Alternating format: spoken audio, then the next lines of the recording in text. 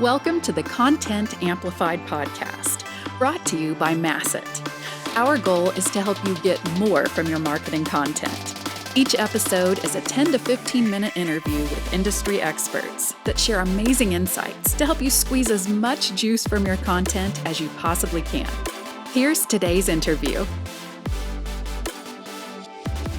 Welcome back to another episode of Content Amplified. Today I'm joined by Hari. Hari, welcome to the show.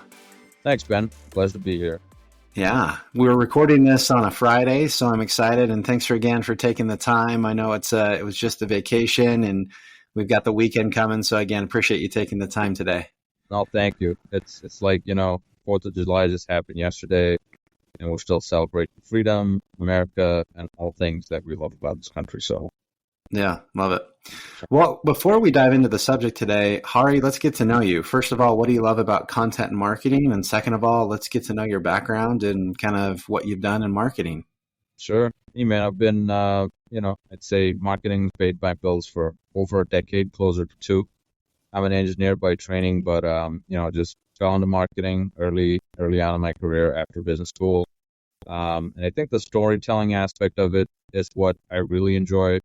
And also, we're at the intersection of a lot of different functions at a company, right? We see sales, we see RevOps, customer service, a lot of the technology and product teams. It's like, you got to tell the story for a lot of people who might not always have the opportunity to do so. So it's like, let's be honest, let's give the people what they want in a short, consumable format. Attention spans are shorter, so I've got to tell you the best story, a true story, a story that hopefully will help you solve problems. That's what I think marketing's for, and software companies are for. So that's our game. I love it. That's awesome. Well, Hari, the subject for the day that I'm excited to talk about, we're going to talk about demand generation and how content plays a role, and really just demand generation in general. Both of us have extensive backgrounds in demand generation. It's an interesting place to be in. It can be high stress. And I think everyone has a different philosophy when it comes to how to best generate demand in business. So before we, as we dive into it, Hari, what's your general philosophy? How does content play into demand generation, and kind of what's your take on that?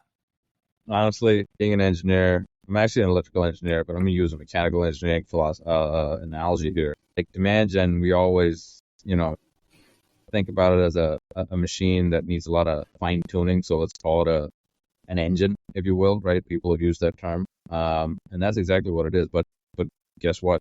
The content is the high octane fuel. If your content is dirty, impure, or let's say just doesn't have the octane to it, this engine's not going to roar, man. So I think content is literally the lifeblood of this system. The story is what's super important. The channels, the amount of money, the amount of automations, all the cool stuff that we can do. At the end of the day, I think it's just serving to bring a story to life. And that's the key part of this whole marketing machine, if you were to just, go along with that analogy. I love that. I think that's a really cool analogy. Often in demand generation, everything we do has to be measured. Everyone is looking at $1 in. They think it's, coin operated, $1 in, $1.50 out, whatever it may be. But content is notoriously difficult to measure. How do you balance those two? I mean, on the demand generation, it's such high pressure. Yeah. And I agree, content is that fuel. How do you justify the time and efforts to go into content? Well, see, I look at it in both ways. Like there's intangibles and there's tangibles. A lot of our jobs, we try to, tick more boxes on the tangibles part of the ledger, if you will. How many dollars in, how many opportunities variables, the time between stages, how many touches, so on and so forth, right? And I think we've got it to a state where you could have information overload and analysis paralysis could check in, right? Like that could definitely happen. On the content side, there are proxies you can use, such as the amount of time somebody's done it, the number of people that they've shared it with, and so on and so forth. But I think it's still more of an art, and it should be, right? The way we try to balance it is, look, there's a cost to doing business, but I want to do the best that I can, right? So I'll start with a hypothesis, and that could be an informed hypothesis of, okay, did I talk to my customers? Did I talk to somebody who's already bought from me to figure out what was it that, really compelled them? What was their aha moment? And in lieu of that, if you need to come up with some sort of hypothesis that has never been tested because this is the first time you go on the market, so be it. But at the end of the day, I think starting with a hypothesis and applying a good amount of rigor to say, this is my plan B or my B version, my C version, my D version, however complicated that you want to be. Or say, I'm going to start with this and then apply corrections and measures of optimization that make this a little different. My story arc is, at the end of the day, it's art, right? Who are you to criticize the storyline? No. So you got to let it fly. Does it stick? Is it intuitive? People understand it? Is it true? Does it actually solve, a need? And if the answer is yes, more often than not, you are going to get to your goal. How fast you get there, how painful it is, that is dependent on the story. But at the end of the day, I think most of us B2B do have strong product marketing colleagues and people that develop the product themselves. They know what the pain is. They've kind of validated that. So that does make it a little easier for us demand gen marketers to take that story, amplify it. I think we get called more for like, look, we know kind of what works. How can you really scale it up or make it faster or do it cheaper? Those kind of things. And that's been the bulk of kind of, let's say, the mission statements or the problem statements that I've had to solve in my career. But every once in a while, you get to be part of that creation exercise, and that's also pretty exciting. I like that. I love that. I like your balance of the art and science because I think that's a great analogy. And it's so true when it comes to content and demand generation. You've got these specific tools like paid advertising and SEO where it's really simple to track. Here's the value. Here's how much time we're putting in. Here are the results. Here are the analytics. But then saying, let's craft a beautiful story that solves a pain and really helps people. And we need to invest in the art of it as well. And that's why I think marketing is such a cool area. So I love the analogy there. Now, one thing that marketers continue to do as they're trying to perfect and improve the story is figure out how to test. Yeah. So what are your beliefs on testing? What should be tested? What are some general ideas and maybe just recommendations of what you've seen be successful when it comes to testing and content? Is that testing your channels, the message? What are some of the things that people should be, thinking about? My core belief is let's get it into the market or into the testing ground sooner rather than later. Don't try to construct this overly complicated testing algorithm or this is going to be 5-stage test and I'm going to look at these many variables and this and that. Like, you don't have to complicate the test for the sake of saying I've done my analytical rigor. Like, try to simplify it to say, what is it that really matters that you want to know? And if you have a very strong hypothesis, that's okay, because it might actually be closer to the truth than you might give yourself credit for. Because, I believe human intuition and gut is a strong thing. I don't think we fully understood it. But if it comes from a place of look, I've come to this hypothesis because of information that I've seen before, and I have corroborating evidence. So I take it to this part. So you already probably covered a lot of the uncertainty to get to a certain starting hypothesis. Get there, be comfortable, and that's probably good due diligence as well of getting yourself closer to the truth as a starting line, right? So that's one thing.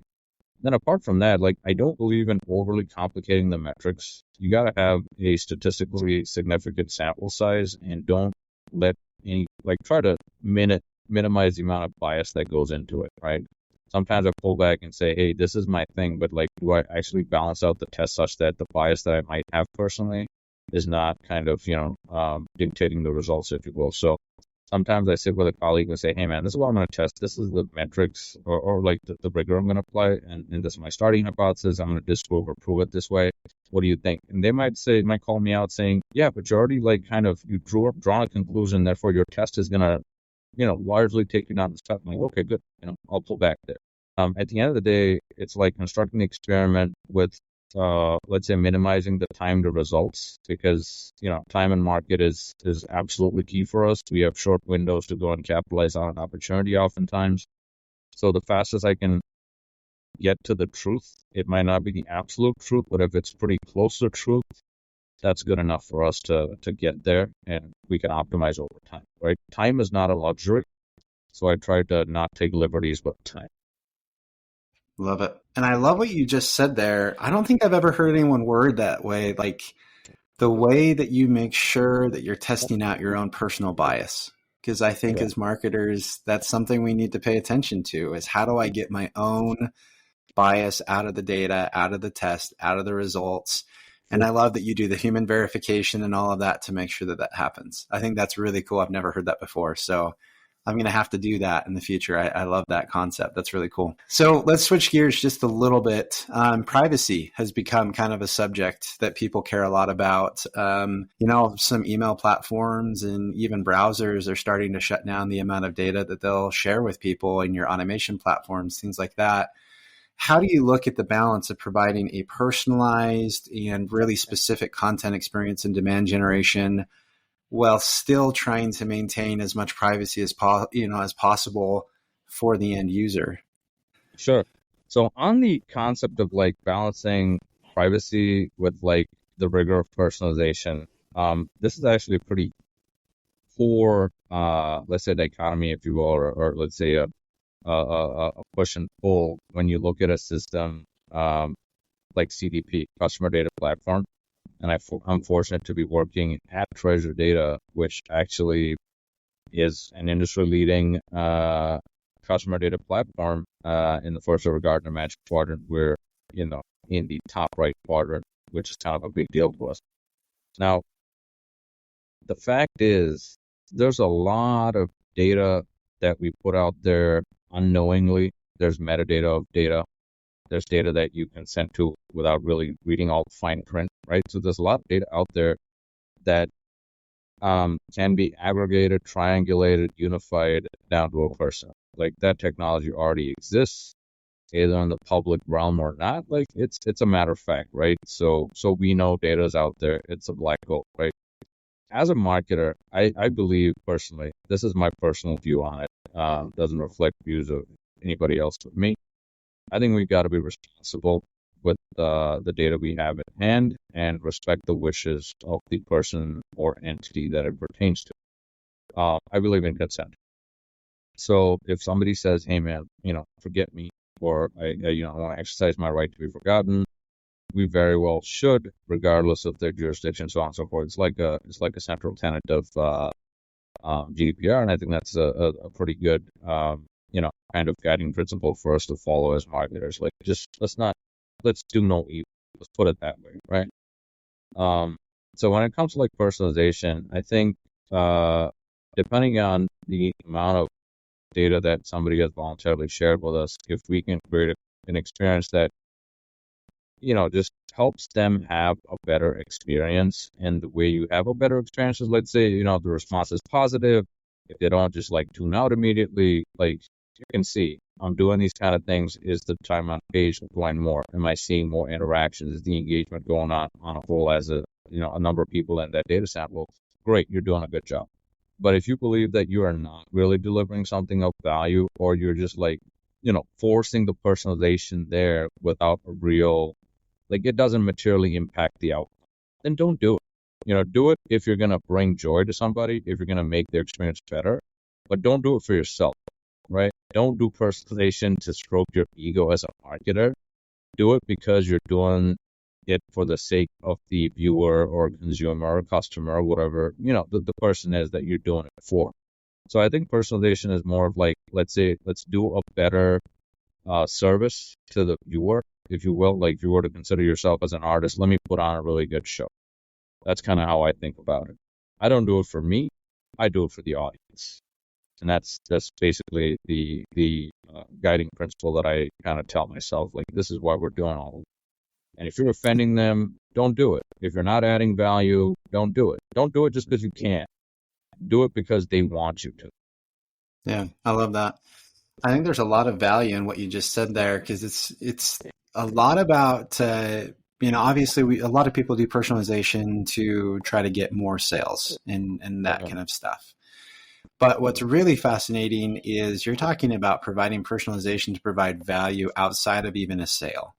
And I think that is like a golden benchmark for marketers to have, to say, I'm going to add personalization because this will make their experience better and provide them more value. Even if they never purchase, it will impact them in a positive way. I love that that's your standard and benchmark, rather than, can I spam as many people as possible and I'm only providing value because it has to get a sale.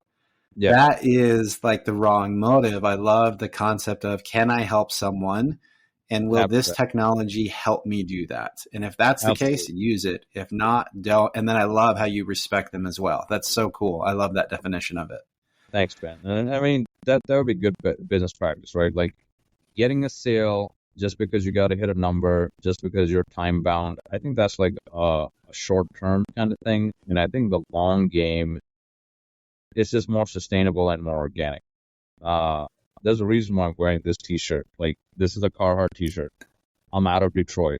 They've been around for 135 years. And I'm going to say what I'm going to say because I have nothing to gain from this, but just the fact that I bought another jacket from him, and then I sent him an email. You think, okay, this is going to go in a black hole, and good luck. No. Within 8 minutes, I got a response from a person who addressed my questions in my customer email to them with an absolute solution that works. I said, thank you. Your response is impeccable. This is a level of customer care that is seldom seen. And then the response comes back. Glad you had a good experience with us. If there's nothing else, I hope you have a great 4th of July. This happened just yesterday, right? Yeah. So I was like, okay, you've got all my data.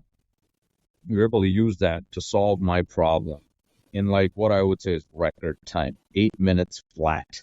Yeah, okay? That's incredible. Like a simple customer question. It was more like a return, and can you go find something else in the inventory that fits this, and so on and so forth. And logistically, I have to get a package to you. What is the most optimal cost effective, so on and so forth, right?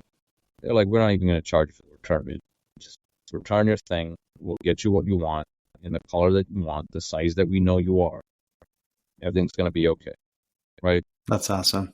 So I was like, wow, you made my day yesterday. I'm going to wear this t-shirt, and that's that. I love that. 100%. That's awesome. Yeah. Well, Hari, I love this conversation. There's so many good pieces of advice for doing demand generation right. And I love your approach and how you really look at content and value at the heart of it and how you're providing that and just doing business right. So hats off to you. And thanks for all the good advice. Absolutely love the conversation today. Ben, thanks for the opportunity, man. I'm just one amongst a million or more.